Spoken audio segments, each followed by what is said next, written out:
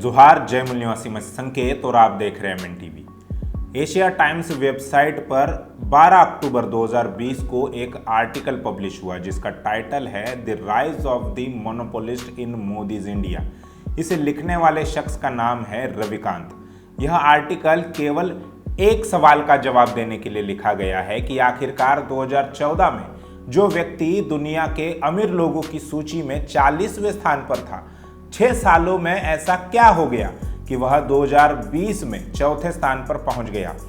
यह सवाल शायद आपके भी दिलो दिमाग में घूम रहा होगा। इसीलिए आपको ये जानना चाहिए कि जहां एक तरफ देश और दुनिया की अर्थव्यवस्था धीमी हो गई है, कोरोना महामारी में द ग्रेट डिप्रेशन के बाद की सबसे बड़ी आर्थिक मंदी आई है और दूसरी तरफ पूंजीपतियों की संपत्ति में बेतहाशा बढ़ोतरी कैसे हो रही है। इसलिए एशिया टाइम्स में छपे इस आर्टिकल के कुछ महत्वपूर्ण बातें हम आपके सामने रखने का प्रयास कर रहे हैं।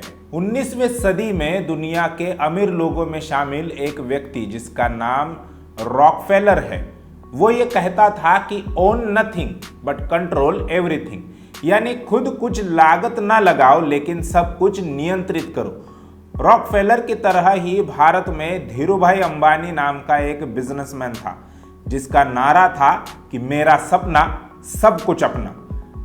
उसी धीरूभाई अंबानी का एक लड़का मुकेश अंबानी आज की तारीख में देश को अपना करने जा रहा है।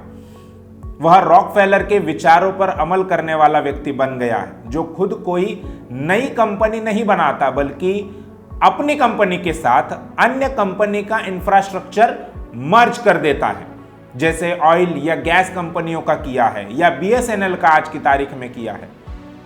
इसमें गौर करने वाली बात यह है कि यह काम वह अकेला नहीं कर रहा है बल्कि उसके साथ भारत देश का प्रधानमंत्री भी लगा हुआ है।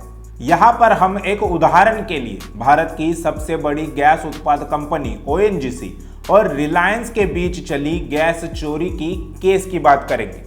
आंध्र प्रदेश की 2 प्रमुख नदियां कृष्णा और गोदावरी के डेल्टा क्षेत्र में स्थित कृष्णा गोदावरी यानी केजी बेसिन कच्चे तेल और गैस की खान माना जाता है। 1997-98 में सरकार ने न्यू एक्सप्लोरेशन और लाइसेंस पॉलिसी बनाई। इस पॉलिसी का प्रमुख मकसद तेल खदान क्षेत्र में लीज के आधार पर सरकारी और निजी क्षेत्र की कंपनियों को एक समान अवसर देना था। इस पॉलिसी से रिलायंस का प्रवेश तेल और गैस के अथाह भंडार के क्षेत्र में हो गया। रिलायंस ने उन तेल क्षेत्रों में अपना अधिकार बनाना शुरू कर दिया जहां सरकार की अपनी oil and natural gas corporation यानी ओएनजीसी पहले से ही खुदाई कर रही थी। मई 2014 में भारत में लोकसभा के चुनाव हुए थे। 16 मई को यह फैसला आने वाला था कि सत्ता किसके हाथ में जाने वाली है। इसके ठीक एक दिन पहले ओएनजीसी ने 15 मई 2014 को दिल्ली के उच्च न्यायालय में एक मुकदमा दायर किया जिसमें उन्होंने आरोप लगाया कि रिलायंस इंडस्ट्रीज ने उनके गैस ब्लॉक से हजारों करोड़ रुपए कीमत की गैस चुराई है। ओएनजीसी ने रिलायंस पर तो चोरी का आरोप लगाया ही था, उसने सरकार को भी आड़े हाथों ले लिया। ओएनजीसी का कहना था कि डीजीएच और पेट्रोलियम मंत्रालय द्वारा निगरानी नहीं किए जाने के कारण ही रिलायंस ने यह चोरी की है। यानी कि तीसरा पक्ष मतलब ओएनजीसी कह रहा था कि पहले पक्ष यानी रिलायंस और दूसरे पक्ष सरकार ने इन दोनों ने मिलकर इस डकैती को अंजाम दिया है। इसको लेकर सरकार ने न्यायमूर्ति एपी शाह की अध्यक्षता में एक समिति का गठन किया, लेकिन मुकेश अंबानी ने उस समिति की सिफारिशों को मानने से इनकार कर दिया। यह मामला बाद में अंतरराष्ट्रीय मध्यस्थता पैनल के सामने गया, जो पैनल खुद मुकेश अंबानी और सरकार ने आपसी सहमति से चुना था। उसने ओएनजीसी की शिकायत को रद्द कर रिलायंस पर लगाया गया 10,000 करोड़ रुपए का जुर्माना रद्द कर दिया, जो 2016 में जस्टिस एपी शाह आयोग द्वारा रिलायंस को दंडित करने की सिफारिश के चलते सरकार को लगाना पड़ा था। यह रिलायंस के वही मुकेश अंबानी है जो प्रधानमंत्री मोदी की पीठ पर हाथ रखकर फोटो खिंचवाते हैं और मोदी जी भी उनके साथ खड़े रहना अपना धर्म समझते हैं। इससे भी बड़ा और गंभीर मामला स्टेट बैंक ऑफ इंडिया का है, जहां एसबीआई की पूर्व चेयरवुमन अरुंधति भट्टाचार्य के कार्यकाल में ही 2018 में एसबीआई और रिलायंस की जियो पेमेंट बैंक के बीच एक जॉइंट वेंचर बना, जिसे साल 2015 में ही लाइसेंस मिला था। और वही अरुंधति भट्टाचार्य एसबीआई से रिटायर्ड होने के बाद रिलायंस बोर्ड की गैर कार्यकारी निदेशक बनी। इससे स्टेट बैंक ऑफ इंडिया में जो भारत की जनता का पैसा था, यानी विशाल संसाधन थे या है, वो अब रिलायंस अपने हितों के लिए इस्तेमाल कर रहा है। भारत एक ऐसा देश है जिसने 2019 के हर महीने में 3 अरबपतियों को दुनिया के अमीरों की सूची में पहुंचा दिया। आज की तारीख में भारत के 138 लोग उस सूची में शामिल हैं। यह अमेरिका और चीन के बाद का सबसे बड़ा आंकड़ा है। इसका मतलब यह है कि केवल अकेले मुकेश अंबानी या अडानी समूहों को फायदा पहुंचाने वाली ये बात नहीं है। वर्तमान भाजपा सरकार पूंजीपतियों के लॉबी को ही फायदा पहुंचा रही है। बात अगर अमेरिका और चीन की करें तो वह दुनिया की 2 बड़ी अर्थव्यवस्थाएं हैं। साल 2018 के जीडीपी के आंकड़ों के अनुसार अमेरिका पहले और चीन दूसरे स्थान पर है, जबकि भारत 7वें स्थान पर था। अब इस महामारी में आए हुए नए आंकड़ों के मुताबिक भारत का जीडीपी बाकी सभी देशों की तुलना में सबसे नीचे यानी -24% है। यानी 2019 में जहां भारत 7वें स्थान पर था, अब वह और नीचे फेंक दिया गया है। इसका मतलब साफ है कि यहां पर भारत देश की अर्थव्यवस्था नहीं बढ़ रही है, केवल पूंजीपतियों के निजी संपत्ति में इजाफा हो रहा है। अमेरिका में जो पूंजीपति है उनमें एक स्वस्थ और निष्पक्ष मुकाबला है। हर कोई अपने अभिनव कामों से अपना मुकाम हासिल करता है। सरकार उनके लिए अपने नियमों में या कानूनों में बदलाव नहीं करती, बल्कि उनको ही सरकार ने बनाए हुए कानूनों के अनुसार अपना काम करना पड़ता है। और अगर कोई कानूनों का उल्लंघन करता है तो उसे कोर्ट में भी खींचा जाता है। इसमें कोई शक नहीं है कि मुकेश अंबानी भारत के सबसे अमीर व्यक्ति हैं, लेकिन यहां सवाल है कि वे अमीर व्यक्ति बने कैसे। क्या वे अपनी ईमानदारी से की हुई मेहनत, काबिलियत और अपने अभिनव कामों की वजह से इस मुकाम तक पहुंचे हैं? क्या भारत में पूंजीपतियों में स्वस्थ और निष्पक्ष मुकाबला है? तो ऐसा बिल्कुल भी नहीं है। एशिया टाइम्स के आर्टिकल में ये सारी बातें सबूतों के साथ दी गई है कि किस प्रकार से भाजपा सरकार पिछले 6 सालों में मुकेश अंबानी का बिजनेस बढ़ाने के लिए सरकारी स्तर पर कार्यरत है। जुलाई 2002 में धीरूभाई अंबानी की मौत के बाद साल 2005 में मुकेश और अनिल अंबानी ने 1 लाख करोड़ की संपत्ति का बंटवारा किया। तब दोनों भाइयों की संपत्ति एक समान यानी 50-50 हजार करोड़ की थी। 9 साल के बाद यानी 2014 में मुकेश अंबानी की कुल संपत्ति $18 बिलियन की हो गई, जो आज $80 बिलियन की हो गई है। और केवल 1 साल में ही मुकेश अंबानी ने $22 बिलियन अपने संपत्ति में जोड़ दिए हैं। इसका मतलब यह है कि 2005 से लेकर 2014 तक इन 9 सालों में मुकेश अंबानी ने जितनी संपत्ति बनाई उससे ज्यादा संपत्ति सिर्फ इस 1 साल में बनाई है। दूरसंचार क्षेत्र में रिलायंस जियो के प्रवेश का एक मामला भी आप सभी को पता होगा। उन्होंने ग्राहकों के लिए दुनिया भर के सबसे कम डेटा चार्ज को जैसे मानो तहस नहस कर दिया, जिसके कारण अन्य ऑपरेटरों के बीच प्राइस वैल्यू वॉर शुरू हुआ।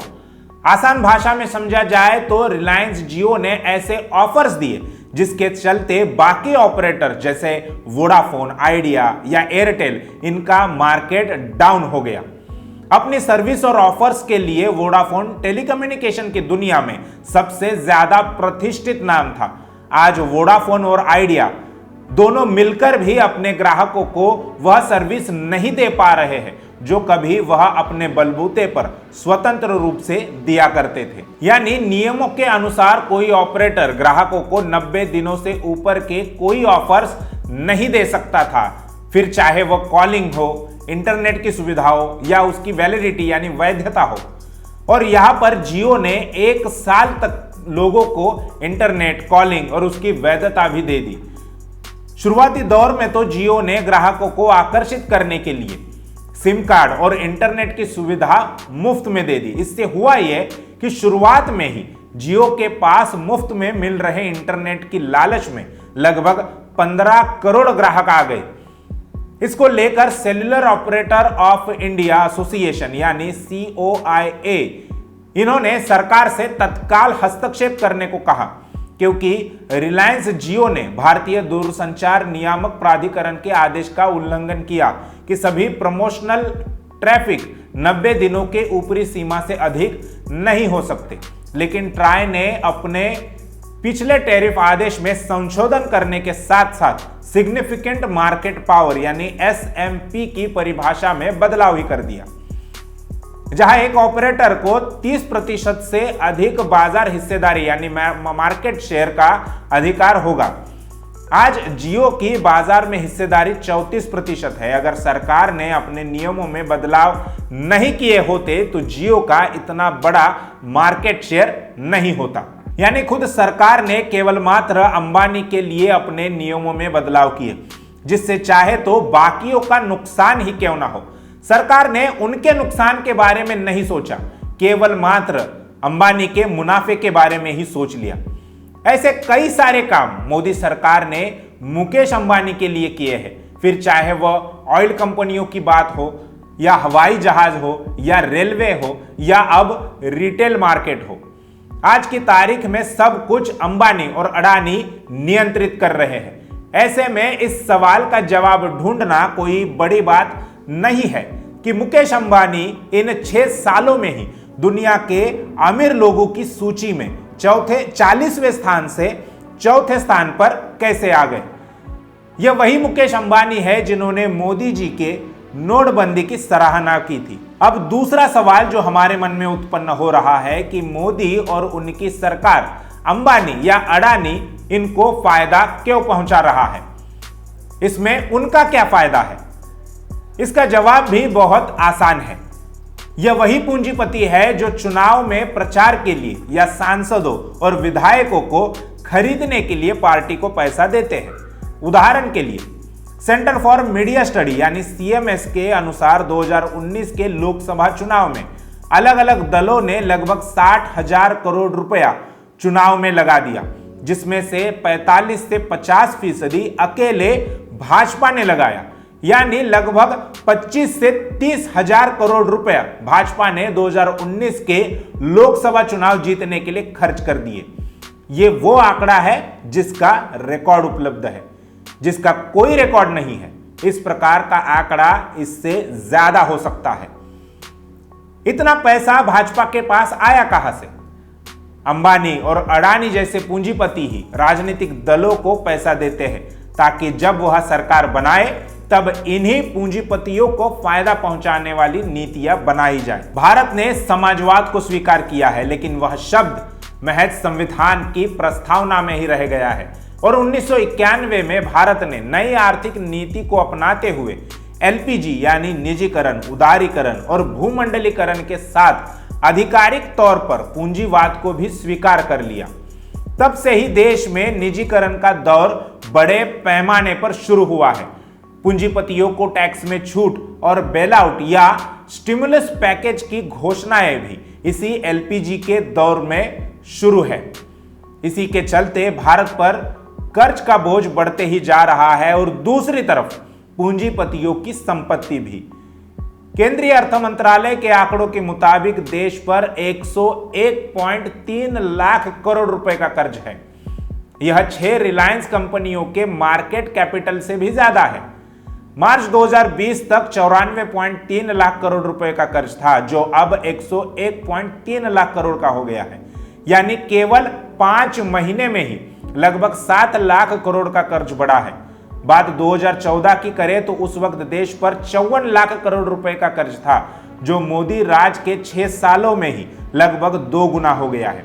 1950 के बाद 64 सालों में जितना कर्ज देश पर चढ़ा उतना तो मोदी जी ने केवल मात्र इन 6 सालों में ही चढ़ा दिया। क्या ये मोदी जी के 18 घंटे काम करने का ही नतीजा है? इतना ही नहीं तो मुकेश अंबानी पर भी राष्ट्रीयकृत बैंकों का लगभग 3 लाख करोड़ रुपए का कर्ज है। यानी मुकेश अंबानी के पास जो संपत्ति है, ऐसा कहा जा सकता है कि वह संपत्ति जनता की लूट से बनाई गई है, न कि ईमानदारी, मेहनत और काबिलियत से। लेकिन फिर भी न बैंक उन पर कोई कार्रवाई कर रहा है और न ही सरकार। बहुजन समाज की माने तो ये बीबीसी यानी ब्राह्मण बनिया कोलिजन का ही नतीजा है।